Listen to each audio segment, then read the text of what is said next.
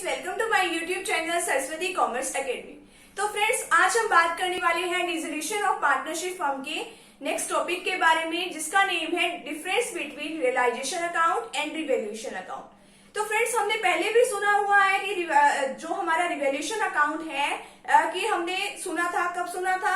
वो सुना था हमने एडमिशन ऑफ अ पार्टनर के टाइम पे, रिटायरमेंट और डेथ ऑफ अ पार्टनर के टाइम पे हमने ये टर्म जो थी तब सुनी थी कि रिवैल्यूएशन अकाउंट क्या होता है। और उस अकाउंट के अंदर हम क्या करते थे? उस अकाउंट के अंदर हम सिर्फ एडजस्टमेंट्स करते थे। किसकी एडजस्टमेंट्स करते थे? एसेट्स की एंड लायबिलिटीज की। यानी कि जो हमारी एसेट्स जो बुक वैल्यू पे थी और आज जो है मार्केट वैल्यू जो भी है वो वैल्यू पे हम उस एसेट्स या लायबिलिटीज को ला देते थे और देन उसकी एडजस्टमेंट हम इस तरीके से करते थे।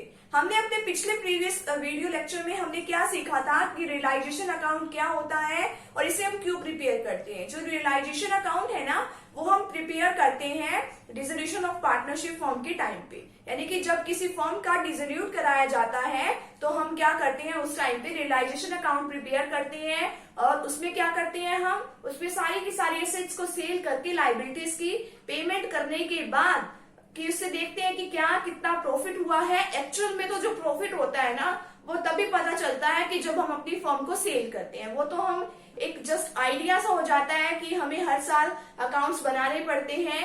1 अप्रैल से लेके 31 मार्च तक हमें एक अकाउंटिंग पीरियड जो है वो बनाना पड़ता है, ठीक है, 1 अप्रैल से 31 मार्च तक। बट जो सही में जो प्रॉफिट निकल कर आता है या लॉस निकल कर आता है, वो कब निकल कर आता है? जब हम अपनी फर्म को सेल करते हैं, ठीक है। तो इस तरीके से हमने ये सीखा था कल।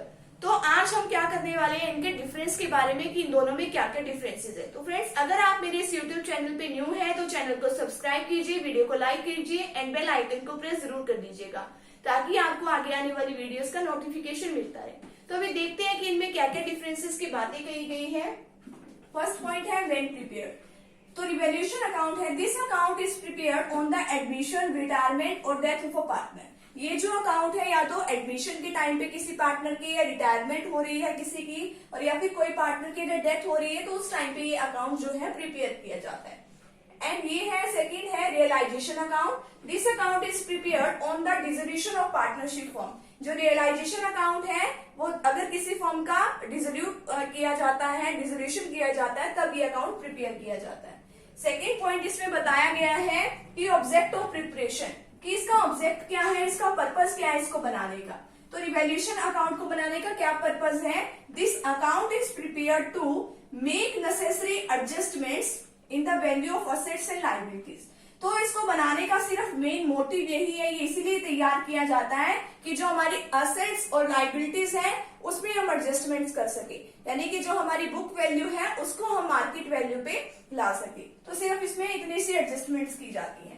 और इसका क्या पर्पस है? This account is prepared to find out the profit और loss on the sale of assets and repayment of liability. इसको अकाउंट को बनाने का मेन मोटिव क्या है कि हमारी सेल को, हमारी असेट्स को सेल करने के बाद और उसमें से हम लायबिलिटीज की जब हम पेमेंट कर देते हैं तो उसके बाद ही फाइंड आउट करना है कि हमें कितना प्रॉफिट हुआ और कितना लॉस हुआ है। जैसे कि मैंने अभी आपको बताया था कि एक्चुअल में प्रॉफिट और लॉस की सही पोजीशन तो हमें किसी फर्म के डिसोल्यूशन के टाइम पे ही पता चलती है। तो जो रियलाइजेशन अकाउंट है वो इसीलिए प्रिपेयर किया जाता है, यही इसका ऑब्जेक्ट है।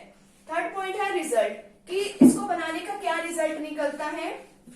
Even after the preparation of revaluation account the firm continues to function. यानी कि जब हम किसी फर्म का रिवैल्यूएशन कर देते हैं, ठीक है, अगर हमारी एसेट्स का रिवैल्यूएशन कर देते हैं तो उसका क्या रहता है, तो हमारी फर्म फिर भी चलती रहती है, वो बंद नहीं होती।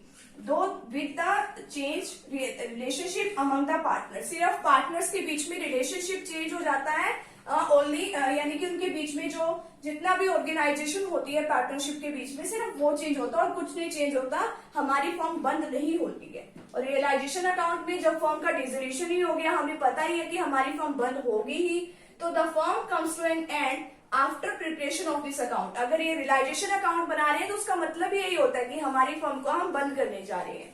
And next and last point है व्हेन प्रिपेयर्ड, कब प्रिपेयर किया जाता है ये, इसमें टाइम पीरियड बताएंगे हमें। This account may be required to be prepared many times during the life time of a firm. यानी कि एक फर्म जब तक चलती है ना, क्या पता हम कितनी ही बार इस अकाउंट को प्रिपेयर कर सकते हैं। यानी कि जब भी हमें जरूरत महसूस होती है इस अकाउंट को प्रिपेयर करने की तभी कर लेते हैं, यानी कि जब हमें असेट्स को बुक वैल्यू से मार्केट वैल्यू तो क्योंकि डेली चेंज होती रहती है तो हम 6 महीने के बाद या 1 साल के बाद तो हम इसको चेंज कर देते हैं, तो रिवैल्यूएशन अकाउंट प्रिपेयर हो जाता है। और रियलाइजेशन अकाउंट में क्या है, this account is prepared only once during the life time of a firm. ये जो अकाउंट है ओनली एक बार तैयार किया जाता है, क्योंकि फर्म जो है एक ही बार बनती है और एक ही टाइम बंद होती है। तो ये क्या है कि लाइफ टाइम, यानी कि जब फर्म का लाइफ टाइम खत्म हो जाता है तब इसको प्रिपेयर किया जाता है। तो आज के हमारे डिफरेंस के जो टॉपिक्स थे वो यही सब थे कि इसमें क्या क्या डिफरेंस होते हैं और इसके पॉइंट्स जो हैं ये सब है कि तैयार कब किया जाता है, क्या टाइम पीरियड रहने वाला है। तो ये जो क्वेश्चन है वो काफी बार बोर्ड एग्जाम में भी आ जाता है, तो इसको आप अच्छी तरह से समझ लीजिए इस वीडियो के थ्रू। तो इस वीडियो के थ्रू आपको ये जो टॉपिक है वो अच्छे से समझ आ ही गया होगा। तो अगर आप मेरे इस यूट्यूब चैनल पर न्यू है तो चैनल को सब्सक्राइब कर दीजिए, वीडियो को लाइक कर दीजिए एंड बेल आइकन को प्रेस जरूर कर दीजिएगा। मिलते हैं नेक्स्ट वीडियो के साथ। Thank you very much.